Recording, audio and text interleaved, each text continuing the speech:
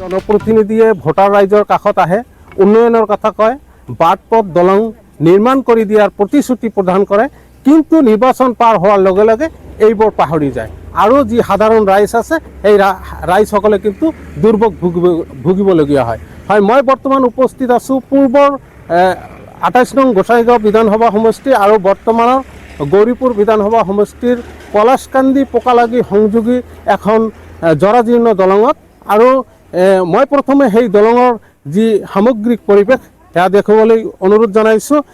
এয়া হৈছে পলাশকান্দি পোকালাগি সংযোগী মুখ্য পথৰ ওপৰত এটা জৰাজীৰ্ণ কাঠৰ দলং আৰু এই কাঠৰ দলংখন দেখা গৈছে আজিৰ পৰা 6-7 বছৰ ধৰি কিন্তু এনেদৰে জৰাজীৰ্ণ অৱস্থাত পৰি আছে আৰু এই দলংখন এনে জৰাজীৰ্ণ অৱস্থাত পৰি থকাৰ ফলত কেইবাখনো গাঁৱৰ ৰাইজ, স্কুলীয়া ছাত্ৰ ছাত্ৰীয়ে মৰণক শৰণ দি কিন্তু পাৰাপাৰ কৰিবলগীয়া হৈছে। মোৰ সৈতে স্থানীয় যি ব্যক্তি আছে মই কথা পাতিবলৈ যত্ন কৰিম। কি ক'ব, এখন জৰাজীৰ্ণ দলং, কি ক'ব? দলংখন বহুত মানে জৰাজীৰ্ণ হৈ আছে।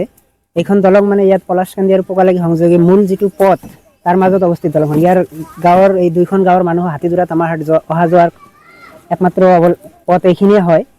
ইয়াৰ মাজেদি লগতে স্কুলীয়া ল'ৰা ছোৱালী, লগতে মই ইয়াৰে পলাশকান্দি গাঁৱৰ LP স্কুলৰ সহকাৰী শিক্ষক হয়। ইয়াতে যিসকল কণ কণ ল'ৰা ছোৱালী স্কুললৈ যায়, এইখন ব্ৰিজৰ ওপৰেদিও যাব লগা হয়।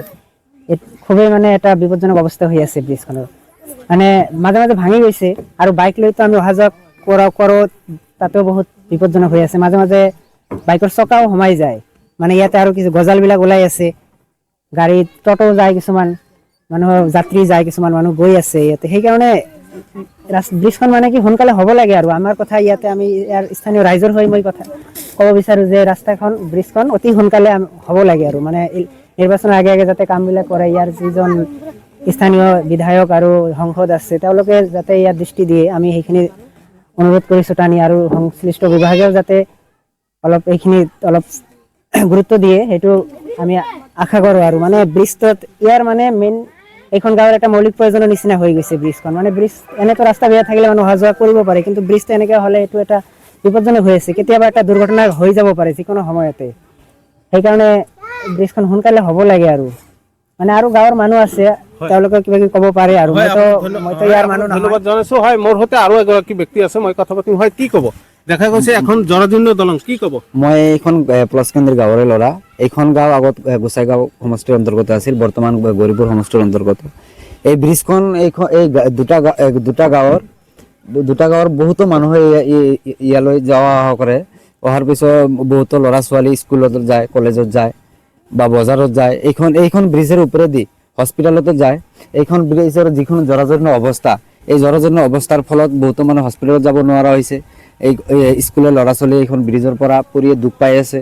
মই সকলোকে স্থানীয় বিধায়কসকলক অনুৰোধ জনাম, অতি সোনকালে যাতে এইখন ব্ৰিজ আমালোকক মেৰামতি কৰি দিয়ে বা বনাই দিয়ে। আপোনাক ধন্যবাদ জনাইছোঁ। এই যি পলাশকান্দি পোকালাগি সংযোগী যি দলং, এই দলংখন দীৰ্ঘদিনৰ পৰা কিন্তু এনেদৰে জৰাজীৰ্ণ হৈ পৰি আছে আৰু স্থানীয় ৰাইজে দাবী জনাইছে অতি সোনকালে যাতে এই দলংখন মেৰামতি কৰি দি ৰাইজৰ যাতে সুবিধা